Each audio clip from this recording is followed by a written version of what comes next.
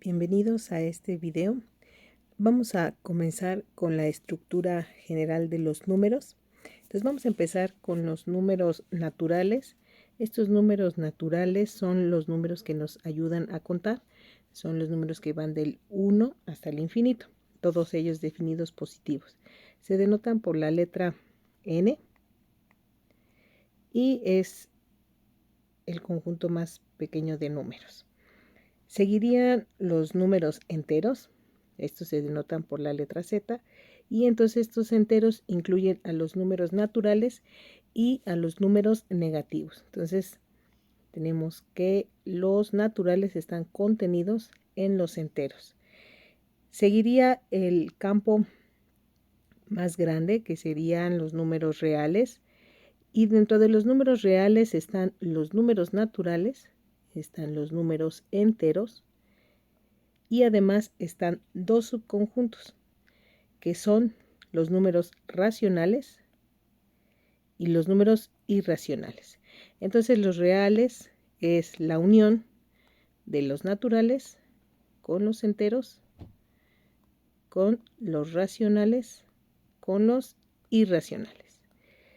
Pero surge un nuevo campo de números que se denota como el campo de los números complejos. Se denota por la letra C, y surgen de la necesidad de resolver una simple ecuación. La ecuación es x cuadrada más 1 igual a 0. Si yo empiezo a resolverla como normalmente uno resuelve este tipo de ecuaciones, vamos a despejar.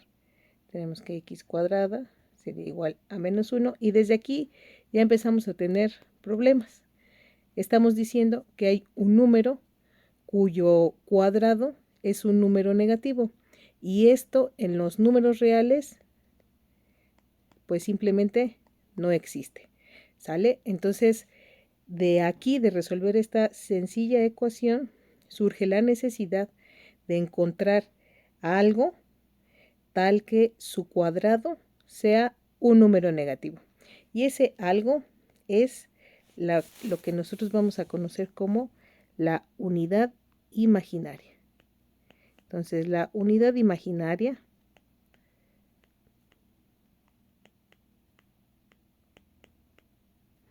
va a hacer aquella unidad, vamos a denotarla por una I minúscula, tal que tiene la propiedad de que su cuadrado es igual a menos 1.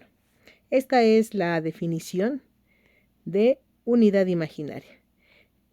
Muchos escriben esto como si I fuera en realidad la raíz de menos 1.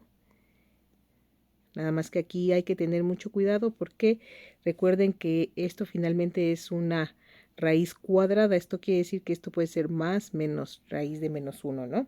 Entonces, bueno, nosotros vamos a elegir siempre las raíces positivas. Entonces, esta es la definición que vamos a utilizar. Entonces, vamos a decir que Z pertenece a C, o sea que Z es un número complejo. Este simbolito es una épsilon y quiere decir pertenece a. Entonces sea Z, que pertenece a C, donde C es el campo de los números complejos, y se va a definir como de la siguiente forma, tal que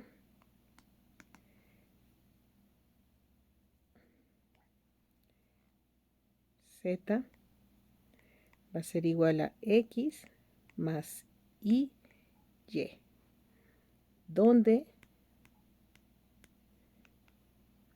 X lo voy a escribir como la parte real de Z. Esta va a ser, es la parte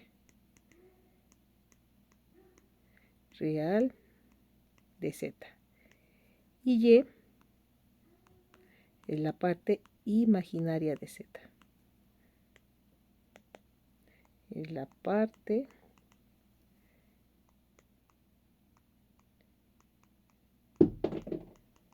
imaginaria de z.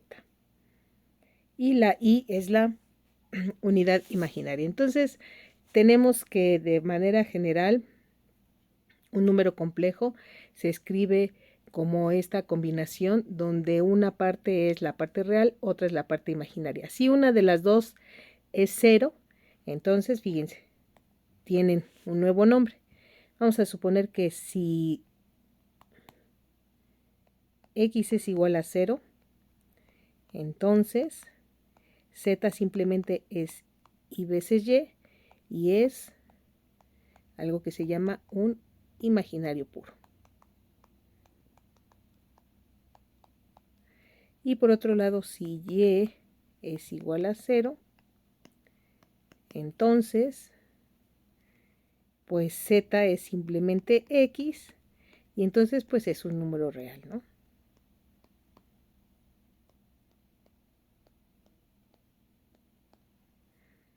Entonces esta es la forma en la que vamos a escribir a un número complejo. Tiene diferentes formas de escribirse. En los libros es muy común ver un número complejo escrito como un par ordenado. Entonces, nuevamente, ¿no?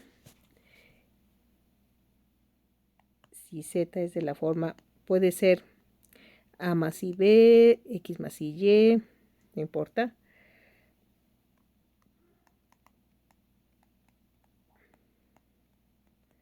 Puede escribirse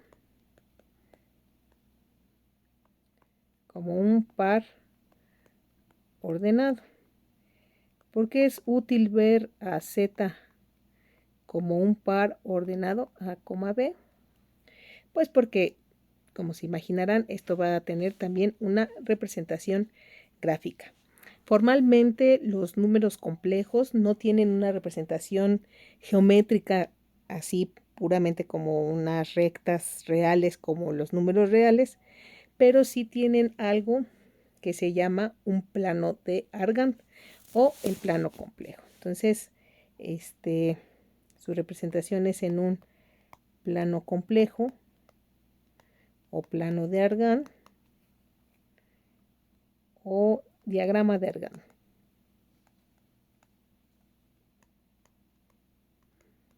De la siguiente forma. Entonces vamos a dibujar igual nuestros ejes, dos ejes perpendiculares entre sí, donde el eje de las X sería nuestro eje real, este sería el eje real, y el eje de las Y es el eje imaginario, ¿sale? Entonces siempre que grafiquemos números complejos es muy importante poner las etiquetas de nuestros ejes para saber qué estamos graficando, ¿sí? Ok, entonces, ¿cómo vamos a graficar un número real? Un número complejo. Pues si este es z, es como si esta fuera su proyección en el eje real, y esta, donde esté z, es x más y. Entonces, finalmente, esta tiene aquí en el origen y puedo trazar como un tipo vector. De hecho, vamos a hacer una analogía con los vectores. Entonces, por el momento vamos a dejar estas representaciones y vamos a ver qué propiedades satisfacen mis números complejos. Entonces, los números complejos satisfacen unas propiedades que se llaman las propiedades de campo, y estas propiedades de campo tienen que ver con la forma en la que se operan, y para esto se tienen que definir operaciones. ¿Qué operaciones vamos a definir? Vamos a definir la operación que se llama la suma entre dos números complejos, y la operación multiplicación, que es multiplicación por escalar. Entonces vamos a definirlas. Entonces es propiedades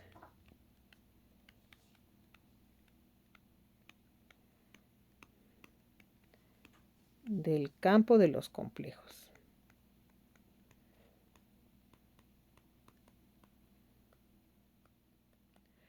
Entonces vamos a escribir Z1, Z2, Z3, números complejos.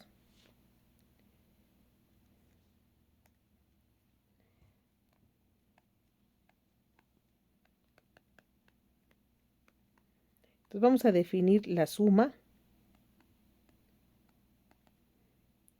Entonces vamos a hacer que esto sea Z1 más Z2. Si Z1 es de la forma X1 más Y1 más Z2 que sea de la forma X2 más Y2. Resulta que la suma entre números complejos se define parte real con parte real y parte imaginaria con parte imaginaria. Entonces, que tenemos que sería X1 más X2 más y veces, y ahora sumo las partes complejas. Esta representación que he estado escribiendo a lo largo de todo este parte es la forma canónica o la forma rectangular, así se llama. Vamos a ver varias formas, pero de una vez vamos a escribir cómo se llama esta. Entonces, la forma de escribir a los números complejos de la forma X más Y es la forma canónica o rectangular, esta. Muy bien, entonces ya definí la suma y ahora vamos a definir otra operación. Se define el producto por escalar.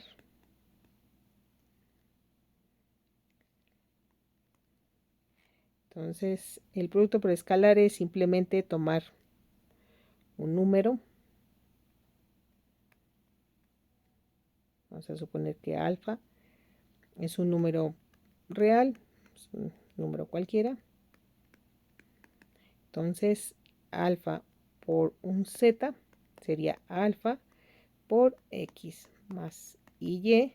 Y lo que va a hacer este número va a hacer multiplicarse término a término. Alfa x más y alfa y.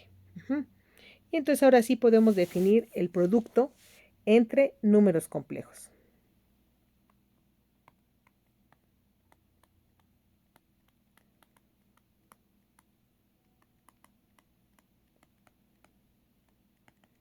Entonces vamos a tomar el producto, lo vamos a denotar por un puntito, Z1 por Z2 sería, vamos a hacer estas operaciones. Y aquí lo que tenemos es un producto de binomios. Y vamos a multiplicar como se multiplican dos binomios. Entonces tenemos x1 por x2 más y veces x1 y2 más y1 x2 más. Ahora fíjense, aquí vamos a aplicar nuestra propiedad. Y por y es y cuadrada. Vamos a ponerla ahorita. Y1 por y2. Vamos a, aquí y cuadrada, quedamos que era la propiedad de la unidad imaginaria y va a ser menos 1. Entonces esto me quedaría x1 menos, este de aquí es un menos 1, menos y1, y2. Todo esto lo voy a agrupar en un paréntesis porque es puramente real. Y todo lo que tenga unidad imaginaria lo voy a poner en otro paréntesis. O sea, lo estoy escribiendo de la forma canónica. Y finalmente este es el producto entre dos números complejos. Parte real y veces parte imaginaria. Entonces, estas dos operaciones satisfacen propiedades de las cuales ustedes ya están bastante familiarizados.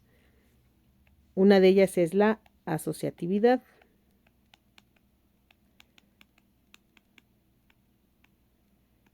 ¿Qué quiere decir la asociatividad? Pues que yo puedo asociar de la forma que yo guste la suma. Puedo sumar primero Z1 con Z2 y luego con Z3, o primero Z2 con Z3 y luego con Z1. Esta es la asociatividad. Lo mismo la asociatividad para el producto.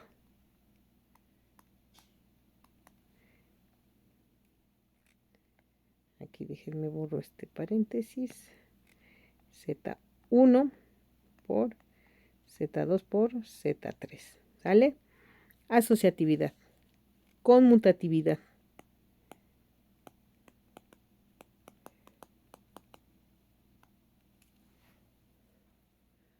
Entonces, la suma es conmutativa, al igual que el producto. Esto es muy importante. No siempre se puede conmutar el producto. ¿Qué otra tenemos? Distributiva, con respecto a la suma y a la multiplicación. Entonces, Z1 por... Yo puedo distribuir este producto en esta suma. Entonces quedaría Z1 por Z2 más Z1 por Z3. Y ahora sí viene de las propiedades más importantes. Existe el inverso aditivo.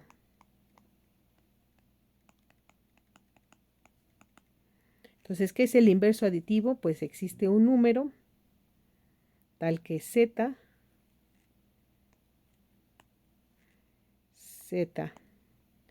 más su inverso aditivo me da algo que se llama el neutro aditivo. Este se llama neutro aditivo, es decir, es el 0. Y existe... Entonces, con el inverso aditivo estamos definiendo la resta. Existe el inverso multiplicativo.